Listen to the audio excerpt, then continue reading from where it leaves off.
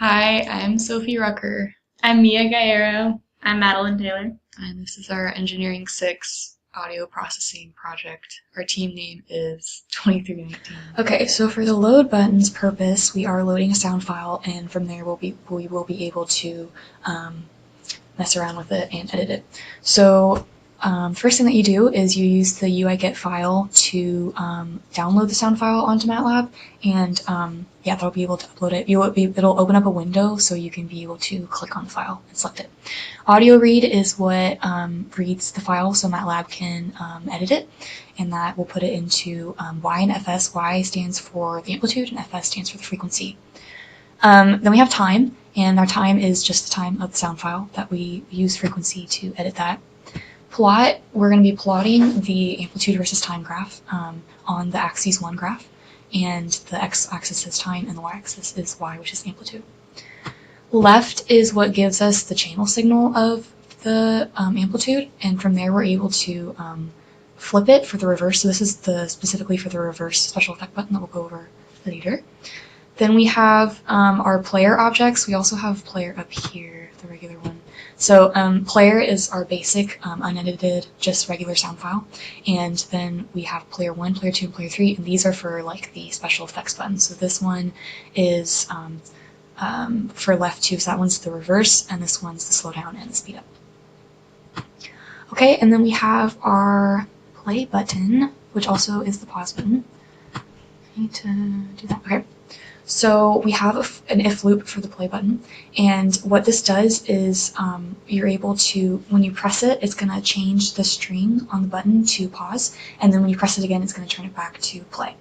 And when you first press it, it's going to pause the player, and when you press it the second time, it's going to resume the player. So that's the play button.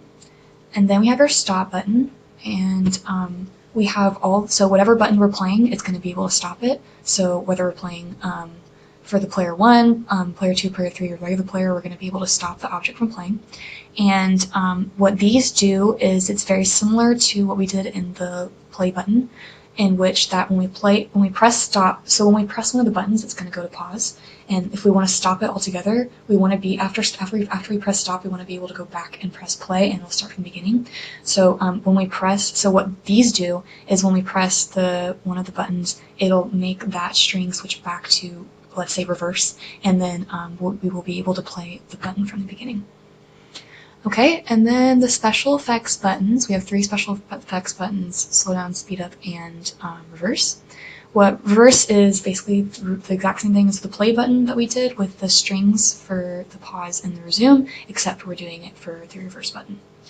And then we also have the slow down button is the same thing, and where we press it once to pause and press it twice to resume, and then yeah, you change the strings. And we have the same thing for the speed up button. So now I'm going to show you how it works. So we're going to run it, and when we press load, it's going to pop up a window and ask us to choose a file to download. So I'm going to go to a WAV file. A WAV file at the base. And so this is our amplitude versus time graph, and we will talk about those graphs in just a second. But this is our amplitude versus time graph, and so we can play it, and we can pause it, and it'll keep going after that. And we can also stop it. We can reverse it. We can make it slow down. And we can speed up. And each one can be stopped with a stop, and it'll go back to its beginning. So for the equalizer, you have to set your FS value here, because the filter that I used for the equalizer means an FS value to start with, and then we'll later switch that with the FS value of the audio file uploaded. And then also for the equalizer, you need to initialize an array of zeros, so that way the value that the sliders are at can be held in this array later. So you do that at the top of your function, right up here, and then under opening function. And then if we scroll down past all the buttons, so these are where the sliders are, and then equalizer slider 1 basically. So you do H object and value, and this will get the value, and so S1 would equal that. So it's saving the value of slider 1 into the first spot of the S array that we made out of zeros. You can see that you do the same thing with slider 2, and we do the same thing all the way down through slider 8 right here. So it's the same function for each slider. And then we have to initialize our filter button. So we have to make our filter button, which is when you press it, it'll switch the FS value to the one loaded. So that's why you have your FS here, and then it calls on this function down here, which is basically the function that has the A and B coefficients that we're going to use in the filter. So it calls on the function here, and this function uses Cheblord, which as you can, it calculates the minimum order of a certain type of filter. It can do digital or analog, but we're using digital to meet the filter specifications, which you put in. And then you later use Chebble, which you can see here, which returns the transfer function coefficients. And then basically that's the A and B that we'll use later, that are found through the filter. So the important thing is these numbers, the R, P, and RS, have to be have to fit around the WP and WS. And then the WP and WS, they have to be within 0 to 1, which is why it only works for a certain range of filters. So then you get your N1, and then you can put that in here. And so you basically do that for every filter, and filter 1 through 8, and then you make an array of all of them together, which you can see here that collects all the A and B values. And then, so to plot it, you would press this plot button, and so it calls on the equalizer plot function, which is down here. And basically this function uses the global S and FS that we said earlier, and it also calls on the coefficient function. So it gets basically your amplitude for I equals 1 through 8, because there's 8 sliders, and then it's going to plot your frequency versus so it goes from amplitude to magnitude in decibels. So it's going to plot that, and then label your graph right here, and then the axes are going to be, that just does it in kilohertz versus hertz. So basically, and then if you want to play the equalized audio, you're going to press the play equalized audio button, and then that's going to call on your equalizer play function right here, and this is down here, and basically this function has, basically stores all the filter data using the filter function, which is based on the A and B values found before, and it's going to go back to amplitude. And so it's going to save it in an audio player of that, because this is your new file, and this is, again, the sampling frequency. And then output, and then this function up here, this button, play equalizer, will play that new audio. So basically how it works is if we run it, and if we load, here we'll just load ape the bat base. So I'll apply the filter, so now it's using the right FS, and if I change this up, so you can move the sliders wherever you want, plot equalizer, you can see this graph down here changes. If you play the new audio, you can hear that it sounds different than it did before. And let's say that I want to try even a different audio, so I can move these around again, and plot that, graph changes, and play this. And you can see how it sounds different. So basically that's how the equalizer works.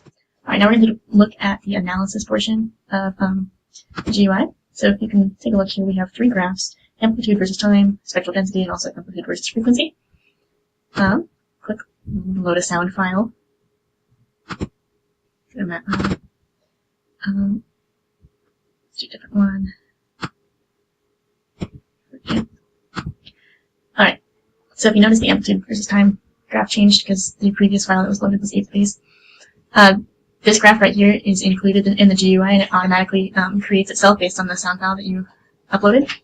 And then these 2 graphs right here, the spectral density plot and the amplitude versus frequency plot, are transformations of the amplitude versus time graph. We have decibels versus frequency, and then amplitude versus frequency, so you can see how that can be taken from the amplitude versus time plots. So here's the code, starting up here, and then all the way down here for these 3 graphs, or for the second 2 at least. And then for this first portion is just setting up the number of points in the discrete time Fourier transform, which we're going to use that Fourier transform function right here to transform the amplitude versus time graph that we were originally given.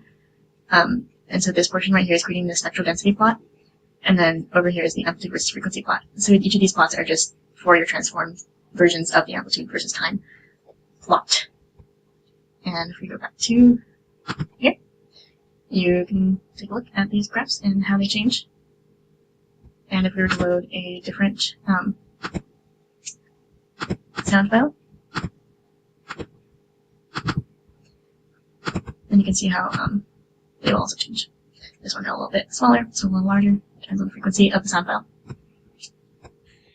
And that is our project. Thank you for watching. Don't forget to like, comment, and subscribe. Smash that subscribe button. Team 2319.